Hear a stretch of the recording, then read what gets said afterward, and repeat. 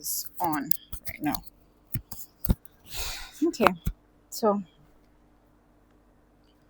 I used to write. I used to write and I used to sing, and somehow along my journey of life, I I don't want to put out negative words because I'm believing God for restoration. But for a time, I lost, or it seemed like I lost that gift.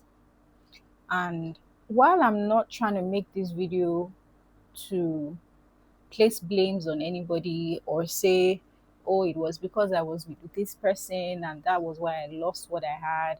No, I'm not excluding myself from the responsibility that I also have in losing these gifts. But as I go along in the video, you will understand why I started it this way. So, like I said, I used to write and I used to sing. And I'm going to start from the part where I used to sing. I was in the church choir. I've been in the choir pretty much all my life, or pretty much all my growing up life. From children's church to teens church, from teens church to youth church, from youth church to a very short time in the adult church. I was in the choir. And I ministered in song, I ministered in word, ministered in dance. I pretty much was that church girl that would leave school during the weekends just so that I could be in church on Sundays and come right back. And at some point in my life, I met someone in church who, to cut this long story short and just make it very not to give out too much detail, but I met somebody in the church who, in his words, was drawn to me because of my voice. That's probably something that I should note. Well, there's no need to note anything now because now I'm married, but at least note to self because I'm still going to have kids, I'm still going to mentor people, and these are things that I'm going to tell you to look out for. It may not be exactly in this pattern, but these are things that you need to watch out for, right? And he was like, I'm drawn to you because of your voice. Your voice is so beautiful. You have such an amazing voice, and all of that. Definitely, that wasn't the only thing because, as you can see, I'm also very, pleasant to look at, amongst other things. But this was one of the things that he mentioned was attractive to him. Long story short, by the time I was done with this relationship, I had not only stopped singing, but I had also left the church that I was in, the church that I pretty much grew up in. And I wouldn't say that it was entirely because of this relationship, but it was a very, very strong and potent factor that actually took me away from that um, ministry, right? Took me away from that assignment. And after that relationship till now, I have never climbed or mounted a stage or the altar to minister in song again. I think about that and it's a bit, you know, but it is what it is. And I am hoping and praying to God that there is restoration in that aspect of my life because I know that I have a call in that area. I'm sure that there are some people that know me personally that would see this video and be thinking, sing? Like, does she know how to sing? Like, what do you mean by singing? Okay, maybe she just means she knows how to put. Like, I was a singer. People that know me from way back, they know. They know. Some people still come up to me and like, oh, I remember you from. People used to come to my church just to hear me sing. And please, I don't want you to misunderstand me. I'm not trying to like give myself some kind of like praise or whatever, because it was God that put in the gift. But people came for an encounter with God through that gift. And after this relationship, I just pretty much lost it, right? Fast forward to another relationship that I had. I used to write poetry, write songs, write, just write. I just had a way of pouring out my heart in writing. It just came so easy for me. And at a very tender age, I had already written a book. I can't remember what age now that was, but I think somewhere around my teenage years, I think 13, 12, something, somewhere around there.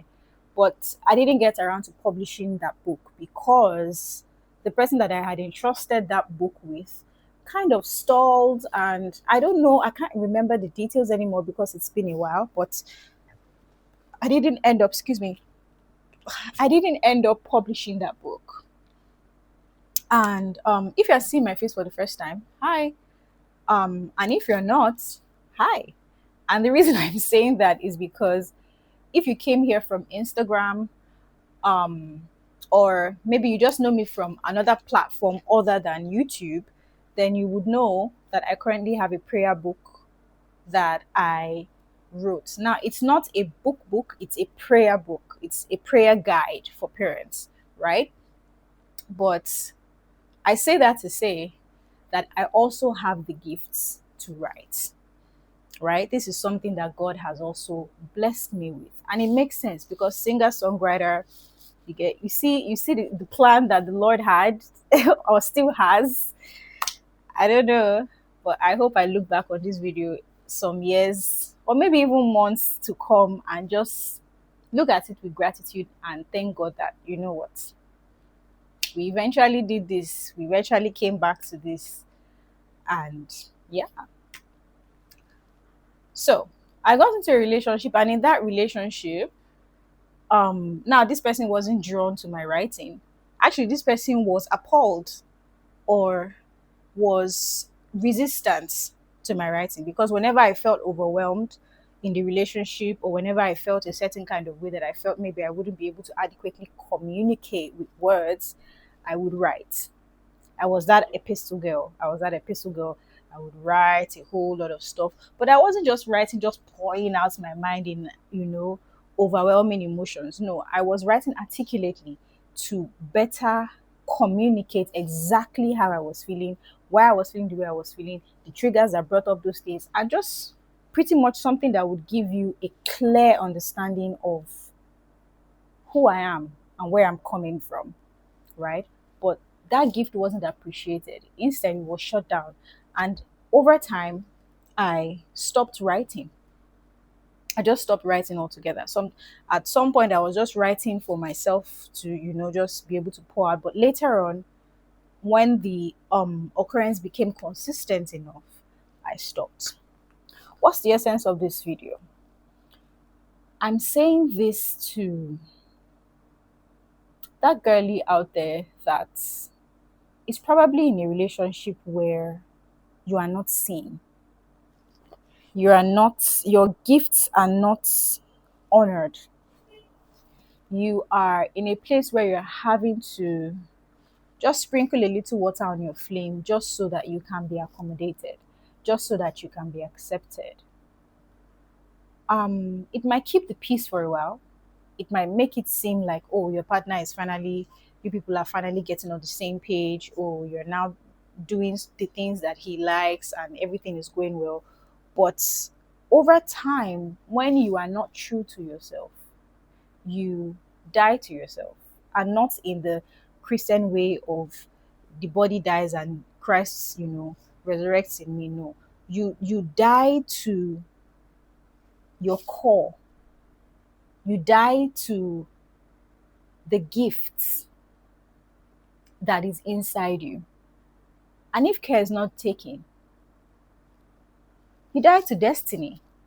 You die to purpose, because you are choosing to be in a space where you are not seen, where your grace is not celebrated, and where you have allowed yourself to be deceived into taking away or removing that thing that God has placed on you, on your inside, just so that you can be accommodated by others, just so that you can be liked, just so that you can be involved.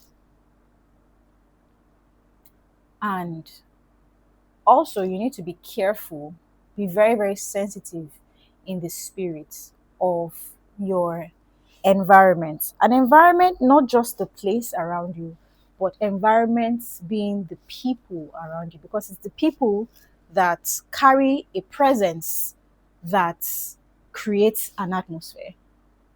So be careful of the kind of atmosphere that you allow your spirit and your core person to be exposed to, so that the giftings of God on your life is not watered down. When you find that you're in a space, in a friendship, in a corporate organization, in a relationship where you're you are having to, in some shape or form, compromise on what God has placed on you or placed in you, you need to know, if it's not something you can quickly exit from, make an exit plan quick and execute it. Because what will happen is, if you stay in that environment long enough, because of the adaptive nature that we have as humans, it would start to seem like everything is okay. And the moment you come to yourself, you discover that a part of you, a very beautiful part of you, has died or gone. And it will take you so much to get that back, if you get that back.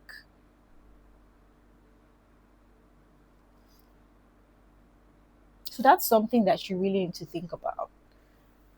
Be careful the kind of people you let in your space. Be careful the kind of relationship that you have, because not all relationships are coming for you. Not all relationships are, as God sends people to you, the enemy sends people to you. Now, these people may not come knowing that they are sent by the enemy, but perhaps in one area of their lives, they have left an opening where the enemy can use them to truncate your destiny without them even knowing. So it's not even about them, right? But you need to be sensitive in the spirits. You need to be highly discerning. You need to be in deep partnership with the Holy Spirit, so that when these people, when these environments present themselves to you, you know how to resist. You know when to resist. You know when to pull back or not to even engage at all. I pray that God helps us. And I hope that this video does something for someone, because it just came to mind and I just thought to record this, right? It's, I guess, one of those videos where you would say, I don't know who this is for, but blah blah blah blah, right? But I hope that this gets to the ears that it's supposed to get to. And I pray that that gift, that, my son is calling me, that, I'm coming, Papa, okay? And I pray that that gift, that talent, that precious jewel that the Lord has placed in your hand, that ministry, that calling, that purpose, that assignment that God has put in your hand, will not fall off by reason of your ignorance, by reason of the enemy's schemes, or any other means. I pray that the Lord keeps you. I pray that the Lord strengthens you. I pray that the Lord. Hi, don't come in frame. You're not wearing clothes. Don't come in frame. I pray that the Lord, don't come in frame. You are not wearing clothes. Don't come in frame. Stand there. Okay? I'm not laughing. Stand there. Okay? I'm almost done. Then I'll sit there. Yes. Okay? When you're done praying, then I'll pray. Yes, yes, yes. So I pray that the Lord keeps you. I pray that you don't miss it. I pray that you don't miss it. And I pray that if at some point you missed it, we hold hands together and we agree for restoration. This is for both of us. We agree for restoration. In the name of Jesus. Amen. My son wants to pray for you too, so listen and be blessed. Stand here, Papa, and pray. We can hear you. But I don't know why I can. It's okay. You can pray. Go on. In Jesus' name. Amen. Father Lord, we protect you from every rain that is coming through your hair. Amen. Father Lord, use umbrellas to cover your head. Amen. Thank you, Lord, for everything in the name of Jesus. Thank you, Lord. Thank you, sir. We celebrate your grace. Love you, baby. Love you. Thank you. All right. How did they do this? I'm still sort of new to the space. So like, share, subscribe, and all that good stuff. And I'll see you in the next one. Bye.